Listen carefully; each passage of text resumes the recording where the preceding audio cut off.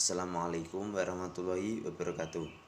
Saya Muhammad Fathul Gufron akan menyampaikan definisi mahkum alaih dan ahli taklif serta penghalang ataupun penggugurnya. Yang pertama, definisi mahkum alaih dan ahli taklif. Mahkum alaih adalah seorang yang perbuatannya dikenai kitab Allah yang disebut dengan mukallaf. Mukallaf berarti yang dibebani hukum. Orang mukallaf adalah orang yang telah dianggap mampu bertindak hukum, baik yang berhubungan dengan perintah-perintah Allah, itu dia akan mendapatkan pahala, dan larangan-larangan Allah tentu saja akan mendapatkan dosa. Taklif berarti pembebanan. Dalam kata lain adalah pembebanan atau tuntutan kepada manusia untuk dipenuhinya. Sedangkan orang yang diberi beban atau tuntutan itu disebut dengan mukallaf. Dalam usul fikih, mukallaf disebut dengan mahkum alaih, di mana perbuatannya menjadi tempat berlakunya hukum Allah dan firman-nya. Menurut tokoh terkenal Al-Ghazali, taklif adalah kepatuhan atau ketaatan dalam melaksanakan sesuatu perbuatan. Dalam hal ini tidak mungkin dilakukan oleh siapapun kecuali dengan kesengajaan, di mana kesengajaan ini disyariatkan mengetahui apa yang dimaksudkan, sehingga dalam pembahasan taklif, pembebanan tugas yang harus dipenuhi, dasar utama mukallaf adalah orang yang berakal. Sekarang ahliyah. Ahliyah berarti kecakapan menangani suatu urusan. Misalnya, seseorang katakanlah ahli untuk menduduki suatu jabatan atau posisi tertentu. Berarti orang tersebut memiliki kemampuan pribadi untuk melaksanakan itu. Ulama usul fikih mendefinisikan ahliyah adalah suatu sifat yang dimiliki seseorang yang dijadikan ukuran oleh syar'i untuk menentukan seseorang telah cakap dikenai tuntunan syarak. Maksudnya, ahliyah adalah sifat yang menunjukkan seseorang telah sempurna jasmani dan akalnya, sehingga seluruh tindakannya dapat dinilai syarak. Apabila seseorang telah mempunyai sifat ini, maka ia dianggap telah melakukan suatu tindakan hukum seperti transaksi, bersifat pemindahan hak kepada orang lain. Oleh sebab itu, jual belinya bisa dikatakan sah, hibahnya sah, dan telah cakap menerima tanggung jawab seperti tanggung jawab nikah, tanggung jawab nafkah, dan menjadi saksi. Sifat kecakapan bertindak hukum itu datang kepada seseorang secara tahapan-tahapan tertentu sesuai dengan perkembangan jasmani dan akalnya. Sekarang penghalang dan penggugur ahliyah taklif.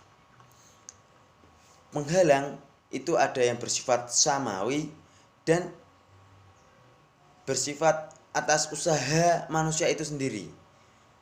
Yang pertama bersifat samawi atau disebut dengan awarid samawiyah, yaitu yang bukan berasal dari perbuatan manusia itu sendiri, seperti lupa, kan itu bukan perbuatan manusia sendiri, kan anasu mal khata' wa nisyan, tentu saja manusia tepatnya luput dan salah, seperti gila, pingsan, tidur, dan idiot. Dan sekarang yang disengaja oleh manusia sendiri atau disebut dengan awarid kasbiyah, seperti mabuk, itu jelas disengaja, dia minum alkohol dan bepergian dan lain sebagainya. Halangan-halangan itu mempunyai kekuatan-kekuatan dan pengaruh yang berbeda tentunya, yaitu di antara halangan-halangan tersebut ada yang hanya memengaruhi keahlian berbuat atau ahliyah al-ada. Di antara halangan-halangan itu ada yang menghapuskan keahlian berbuat sama sekali, selamanya, atau sementara. Seperti gila terkadang bisa sembuh, pingsan, tidur, atau mabuk. Halangan-halangan tersebut tidak menghapuskan keahlian berbuat, tetapi menyebabkan keringanan, yaitu keadaan sedang bepergian, haid, nifas, dan lain sebagainya, itu mendapatkan keringanan. Dan tidak menghapuskan, tetapi mendapatkan keringanan, melainkan mendapatkan keringanan. Hanya mengubah hukum yang berlaku atas orang yang kena halangan tersebut, baik untuk kepentingan atau kepentingan orang lain. Mungkin itu saja yang dapat saya sampaikan. Wallahul muwaffiq ila aqwamit thoriq. Wassalamualaikum warahmatullahi wabarakatuh. Assalamualaikum warahmatullahi wabarakatuh. Saya Nina Drutma Muda akan melanjutkan penjelasan mengenai yaitu ahliyatul wujub atau ahliyah al-wujub. Nah, ahliyah al-wujub ini merupakan kecakapan seseorang untuk menerima hak-hak dan menjadi haknya, tetapi ia belum mampu untuk dibebani seluruh kewajiban. Nah, ahliyah al-wujub ini dibagi menjadi dua macam. Yang pertama itu adalah ahliyah al-wujub al-nakisah, dan juga yang kedua ahliyah al-wujub al-kamilah. Yang pertama saya akan menjelaskan mengenai ahliyah al-wujub al-nakisah terlebih dahulu. Nah, ahliyah al-wujub al-nakisah ini merupakan ahliyah al-wujub yang diperuntukkan bagi anak yang masih dalam kandungan atau masih berupa janin.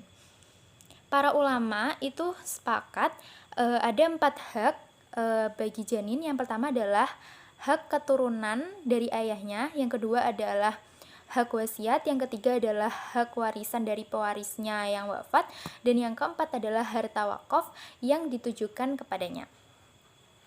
Nah, lanjutnya saya akan menjelaskan mengenai ahliyah al-wujub al-kamilah. Ini merupakan ahliyah al-wujub yang diperuntukkan bagi anak-anak yang sudah lahir hingga ia balik dan berakal.